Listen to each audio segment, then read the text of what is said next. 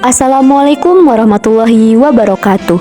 Kami dari Universitas Tangerang Raya, Fakultas Keguruan dan Ilmu Pendidikan, Program Studi Pendidikan Guru Pendidikan Anak Usia Dini, semester 2, kelompok 6. Ini dibuat untuk menyelesaikan salah satu tugas dalam mata kuliah Bahasa Indonesia dengan dosen pengampu Ibu Lutia Karimah MPD. Sebelum masuk ke pembahasan lebih lanjut, izinkanlah kami memperkenalkan diri terlebih dahulu.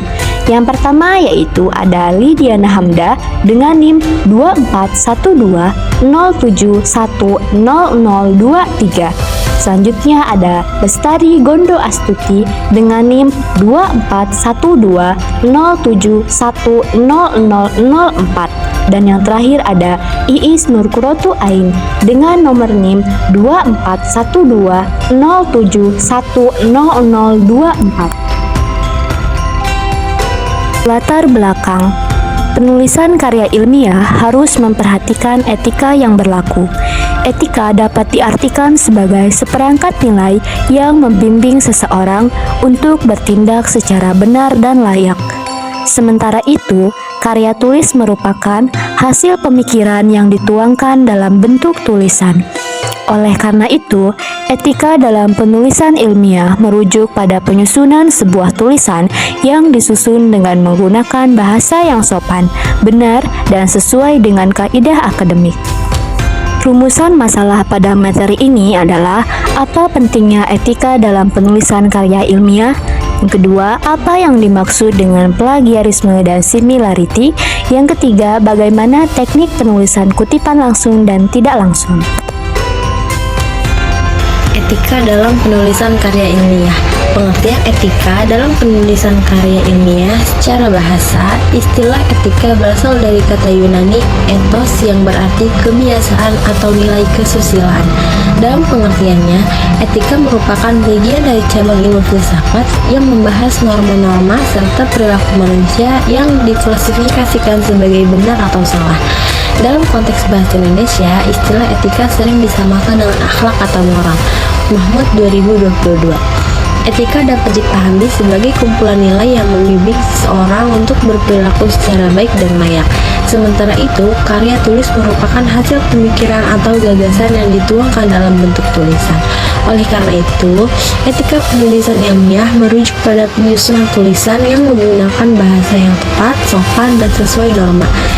Etika dalam penulisan karya ilmiah juga mencakup berbagai teknik dan prinsip yang perlu diperhatikan selama proses menulis. Hal ini penting karena meskipun sebuah tulisan tampak benar, tetap ada kemungkinan terjadinya pelanggaran etika dalam penulisannya. Arifin dalam Mahmud 2022. Dalam penulisan karya ilmiah, penting untuk memperhatikan berbagai kaidah dan etika yang sesuai dengan pedoman tulisan ilmiah. Etika sendiri merupakan seperangkat norma atau perilaku yang dikaji secara kritis, rasional, dan sistematis. Tujuannya adalah untuk memahami nilai moral serta membimbing individu dalam memilih tindakan yang tepat baik dalam konteks pribadi maupun hubungannya dengan orang lain. Mahmud 2022. Adapun kode etik dalam penulisan adalah: yang pertama, menjunjung tinggi posisinya sebagai orang terpelajar, menjaga kebenaran dan manfaat serta makna informasi yang disebarkan sehingga tidak menyesatkan. Yang kedua, menulis secara tepat, cermat, dan jelas. Yang ketiga, bertanggung jawab secara akademis atas tulisannya, menulis artikel hasil penelitian yang dilaksanakan berdasarkan prinsip-prinsip penelitian yang baku. Yang keempat, menjunjung tinggi hak, pendapat, atau temuan orang lain.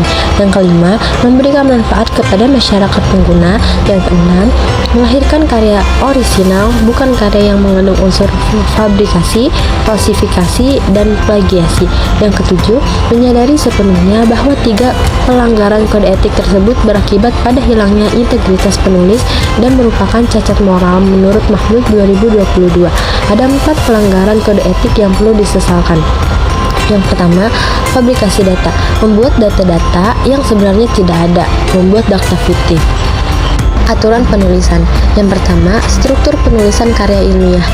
pendahuluan. Bagian pendahuluan berisi penjabaran awal mengenai alasan dilakukannya penelitian, permasalahan yang diangkat, serta langkah-langkah dalam mengatasi permasalahan tersebut.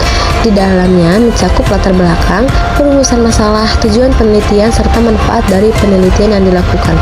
Febriani, Mada, Dianti, dan Sundayana 2019. Kajian teori. Kajian teori menyajikan teori-teori yang relevan dengan topik penelitian. Teori ini diambil dari para ahli atau sumber yang terpercaya sebagai landasan untuk menganalisis permasalahan yang diteliti. Febriani 2019. Metodologi penelitian. Metodologi menjelaskan pendekatan atau langkah sistematis yang digunakan dalam proses penelitian agar hasil yang diperoleh dapat dibuktikan secara ilmiah. Isi dari bagian ini meliputi jenis penelitian, lokasi dan waktu pelaksanaan, populasi dan sampel, metode pengumpulan data, subjek penelitian, serta teknik analisis data yang digunakan. Febriani 2019. Temuan dan analisis data. Bagian ini berisi hasil yang diperoleh dari kegiatan penelitian disertai dengan analisis terhadap data yang dikumpulkan dan penafsiran atas temuan-temuan tersebut. Selanjutnya penutup dari simpulan dan saran. Simpulan berisi ringkasan dari hasil penelitian, sedangkan saran mencerminkan pandangan penulis untuk perbaikan atau pengembangan penelitian selanjutnya. Bagian ini juga dilengkapi dengan daftar pustaka dan lampiran. Febriani 2019. Yang kedua, penyusunan karya ilmiah, menentukan topik dan tema. Langkah awal dalam menulis karya ilmiah adalah memilih topik dan tema yang akan dibahas. Pemilihan ini sangat penting karena menjadi inti dari isi tulisan. Agar karya ilmiah menarik, sebaiknya topik yang dipilih berkaitan dengan isu-isu aktual, seperti peristiwa nasional, internasional, keagamaan, atau politik.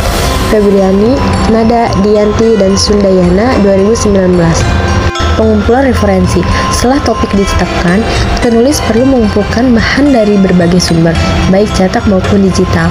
Sumber-sumber ini harus relevan dengan topik yang dibahas agar dapat mendukung kerangka teori yang dibangun dalam karya ilmiah. Febriani 2019. Membuat kerangka tulisan. Kerangka tulisan membantu penulis menyusun ide secara sistematis dan mempercepat proses penulisan. Kerangka ini menjadi panduan untuk mengembangkan isi tulisan secara lebih terarah. Febriani 2019. Menulis naskah karya ilmiah. Proses selanjutnya adalah menyusun paragraf berdasarkan kerangka yang telah dibuat.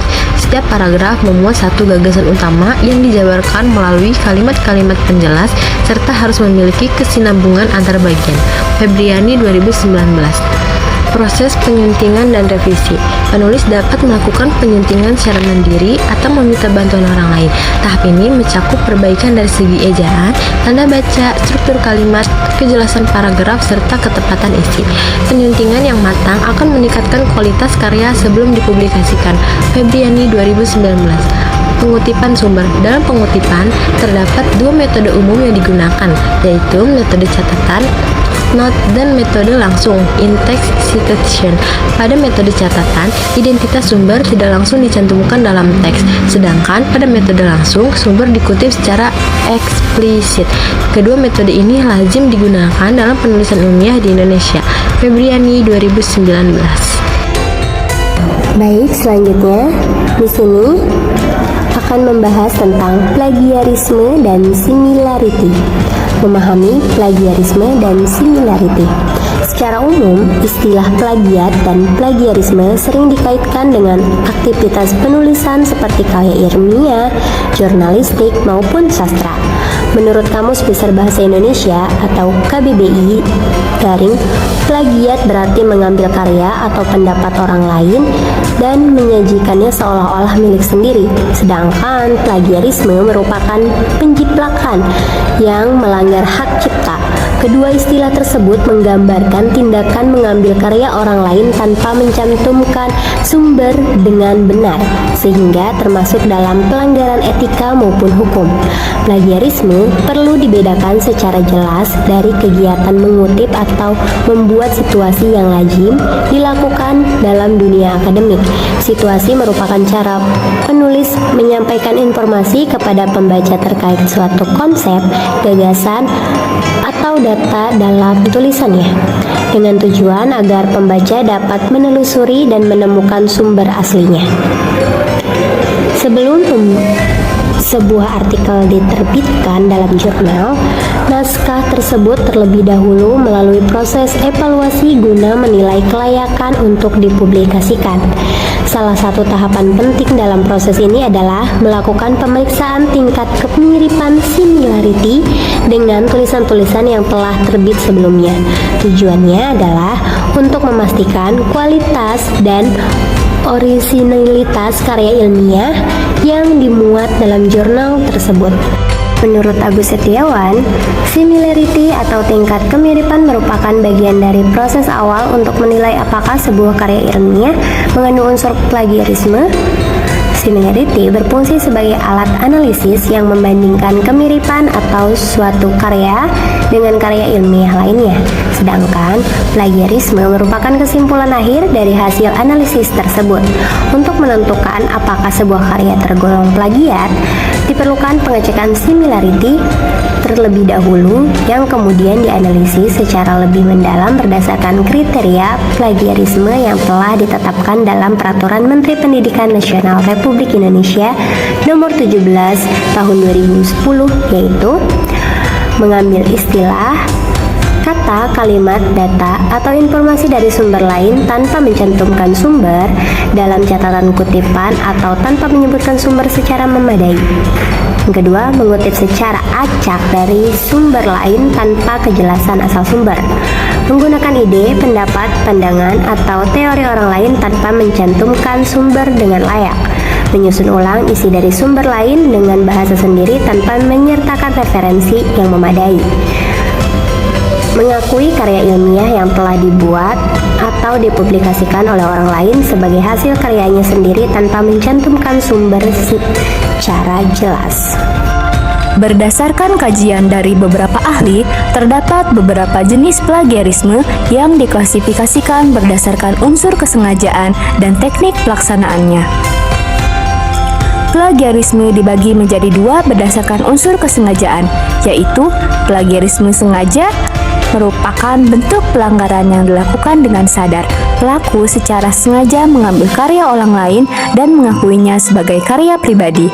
Lalu yang kedua ada plagiarisme tidak sengaja, terjadi karena ketidaktahuan atau ketidaktelitian dalam mencantumkan sumber referensi.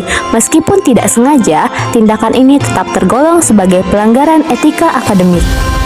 Dalam e-book penulisan karya ilmiah tahun 2022 menjelaskan jenis-jenis plagiarisme dari segi bentuk sebagai berikut.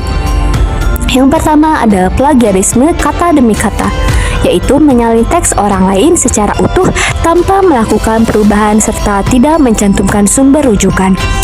Lalu yang kedua ada plagiarisme ide, yaitu mengambil ide atau gagasan orang lain tanpa pengakuan lalu menyatakan seolah-olah sebagai hasil pemikiran sendiri. Yang ketiga yaitu plagiarisme atas sumber referensi, yaitu mengutip kutipan atau informasi tanpa mencantumkan sumber asli secara benar dan lengkap. Lalu ada plagiarisme kepengarangan, yaitu mengklaim sebagai penulis dari karya yang sebenarnya dibuat oleh orang lain atau mengganti nama penulis asli dengan nama sendiri. Dan yang terakhir ada self-plagiarisme, yaitu menggunakan kembali karya ilmiah yang telah dipublikasikan sebelumnya tanpa melakukan perubahan dan tanpa mencantumkan bahwa karya tersebut adalah versi lama. Cara mencegah plagiarisme diantaranya yaitu yang pertama ada parafrase efektif, itu dengan mengubah struktur kalimat dan kosakata tanpa mengubah makna aslinya. Yang kedua ada kutip dengan benar, yaitu gunakan gaya kutipan yang konsisten seperti APA, MLA, Chisago, dan lain-lain. Lalu selanjutnya ada gunakan aplikasi. Manfaatkan Turnitin, Legend, atau Grammarly untuk cek similaritas. Pembahasan selanjutnya yaitu tentang teknik kutipan tidak langsung. Yang pertama ada paraphrasing, merupakan menyampaikan ide orang lain dengan kata-kata Anda sendiri tanpa mengubah makna aslinya. Contoh aslinya adalah data menunjukkan bahwa iklim global memanas pada tingkat yang belum pernah terjadi sebelumnya. Saat diparafrase berubah menjadi, menurut Jones 2019 terdapat bukti kuat bahwa suhu bumi meningkat lebih cepat dari periode sebelumnya. Yang kedua merupakan summarizing, yaitu meringkas poin-poin utama dari sumber yang lebih panjang secara singkat. Contohnya, yang aslinya adalah sebuah bab buku menjelaskan detail tentang dampak media sosial pada kesehatan mental remaja. Dan hukumannya yaitu bab tersebut secara komprehensif membahas efek media sosial terhadap kesehatan mental remaja. Miller tahun 2022. Selanjutnya yaitu teknik kutipan langsung. Kutipan langsung adalah mengambil teks persis seperti aslinya. Kutipan langsung ada dua. Pertama, kutipan singkat, yang kedua, kutipan panjang. Kutipan singkat ciri-cirinya adalah kurang dari 40 kata. Masukkan dalam teks dengan tanda kutip ganda. Contoh, tanda kutip ganda, kualitas sebuah penelitian sangat bergantung pada integritas penulisannya. Titik. Tanda kutip ganda dalam kurung Smith tahun 2020 halaman 15. Yang kedua yaitu ada kutipan panjang. Ciri-ciri kutipan panjang adalah 40 kata atau lebih, pisahkan dari teks utama tanpa tanda kutip. Contoh, penelitian terbaru menunjukkan bahwa perkembangan teknologi informasi telah membawa dampak signifikan terhadap cara individu mengakses dan mengolah informasi, yang pada gilirannya membentuk paradigma pembelajaran di era digital. Kesimpulan dalam materi ini adalah bahwa menulis karya ilmiah bukan hanya soal menuangkan ide, tetapi juga tentang menjaga integritas dan etika sebagai penulis. Etika penulisan ilmiah membantu kita untuk tetap berada di jalur yang benar, menghargai karya orang lain, serta menghindari pelanggaran seperti plagiarisme. Agar dapat menghasilkan karya ilmiah yang bermutu dan sesuai dengan kaidah akademik, penulis, khususnya mahasiswa dan pemula, disarankan untuk terus meningkatkan pemahaman mengenai etika penulisan ilmiah serta teknik pengutipan yang benar. Penting bagi setiap penulis untuk selalu mencantumkan sumber secara tepat, baik saat menggunakan kutipan langsung maupun tidak langsung, guna menghindari praktik plagiarisme yang dapat merugikan secara akademis dan moral. Sekian presentasi dari kami. Terima kasih.